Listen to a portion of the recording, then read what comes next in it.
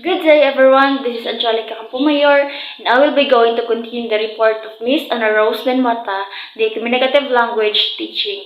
So there are 4 skills in communicative language teaching or CLT. So what do you mean by CLT? Means to teach a language in a such way that the learners can communicate with other people in real life situations. So the learners who learn English language want to be able to communicate or communicative socially on an everyday basis with native or very able non-native English language speakers.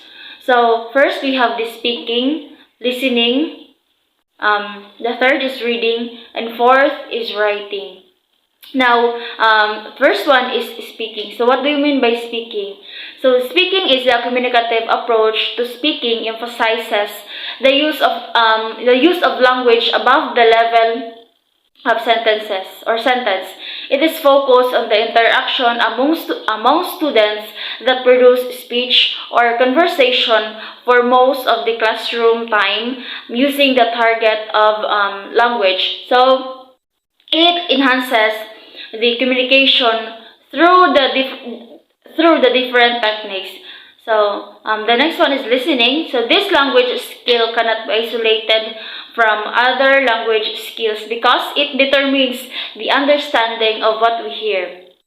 Listening ensures better speaking. So the third one is reading. So reading is carried out for the purpose. So it is done in order to obtain the information that is presented in written form. So the aims of teaching reading skills is to train the students to be able to comprehend or overcome the problems faced by the students with poor reading skills, especially using the narrative text. So the last one is writing. Writing applying CLT. So for writing can motivate students to be creative in writing. Writing different from traditional methods which focus on the grammatical units.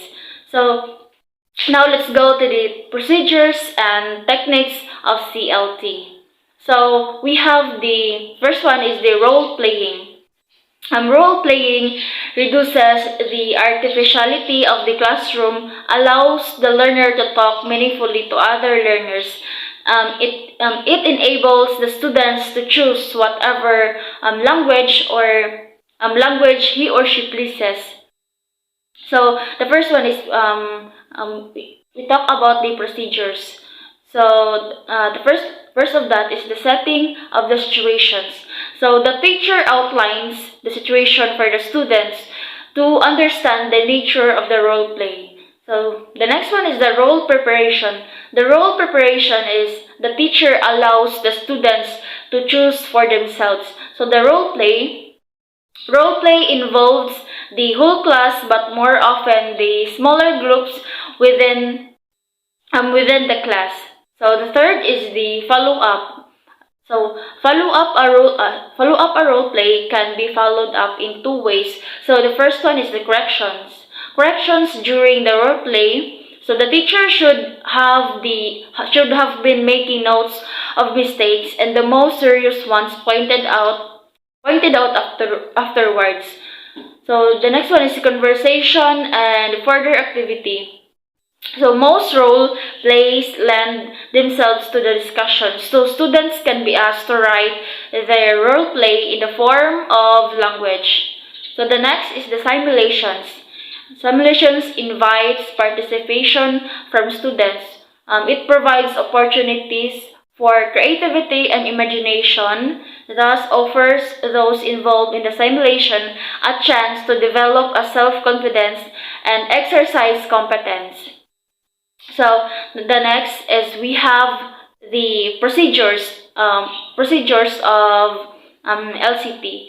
So let's have a recall of those. So first one is we have preparation. Second is the simulation. The third is follow-up or correction and further activity. So now let's go on to the games.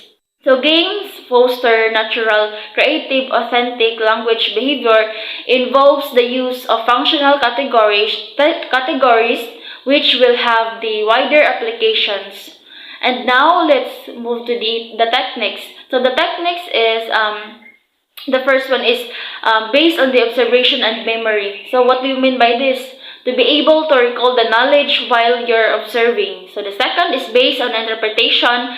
It explaining something of what you observed from the action they made. So the third is the based on individual or group interactions.